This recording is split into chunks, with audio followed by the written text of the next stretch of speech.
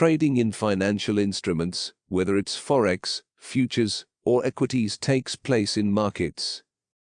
We already know that for markets to function it needs sellers and buyers. Supply and demand is all about spotting, where buyers and sellers are sitting on our trading charts.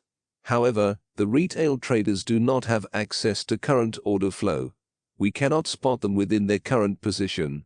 All we can do is looking left of our charts and define previous supply and demand zones with the expectation that in those zones will still exist some serious buyers and sellers.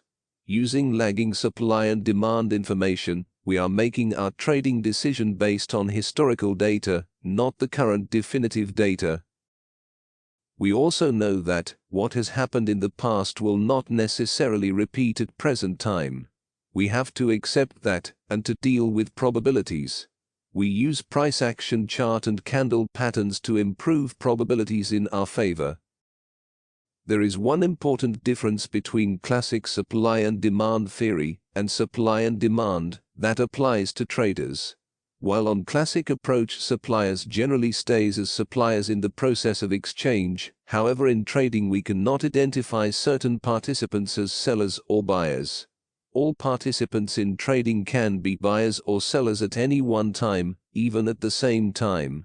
Remember, trading means buying and selling. Buyers doesn't turn into sellers and vice versa. They already are both. When applying supply and demand in trading, keep this in mind. Foreign exchange market has many participants in various class and size.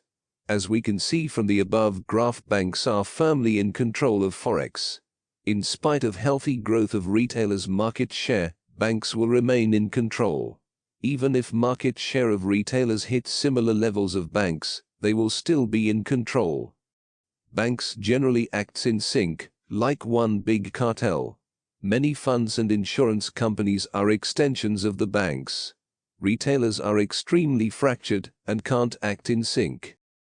According to the diagram above, retailers represent 18% of $4 trillion a day forex market in 2011. That represents hundreds of billions of dollars taken on daily basis. Unfortunately, it's mainly taken by the banks.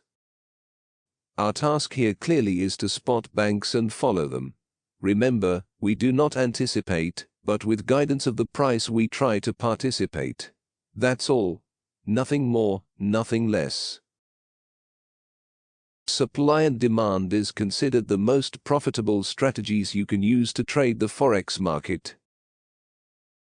As we all know, forex is the largest market where traders buy and sell currencies. Prices move as a result of supply and demand forces. When supply is high and demand is low, price goes down, and when supply is low and demand is high, price goes upside direction. Once you understand the dynamics and relationships of these two forces, you will make better forecast with higher probability and success. These video tutorials will give you all the fundamentals that you need to master supply and demand in forex. You will learn the core strategy on how to identify, draw, and trade market imbalances like real professional traders. You will also learn how to filter supply and demand zones. This filtering system will help you eliminate low probability zones and keep those with high odds of success. The supply and demand concept states that if the supply of a commodity is high and the demand is low, this produces excess which drives the price down. If the supply of a commodity is low and the demand is high, this creates insufficiency and then pushing the price higher. In the forex market, when the supply for a currency pair is high and the demand is low, this will drive prices lower. If the supply for a currency pair is low and the demand is high, the excess demand will drive prices higher. For example, during times of uncertainty and fear, investors reduce their exposure in the equity markets and start buying safe haven currencies to protect their investments. The high demand for the Japanese yen will drive the price of the yen higher due to the high demand by the investors to buy the yen.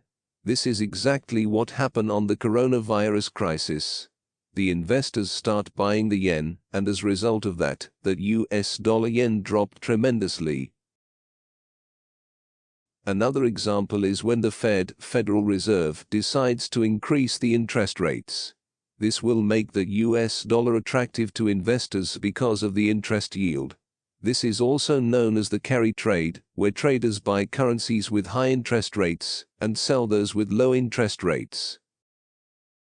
Supply and demand is a general concept applied to anything that can be traded.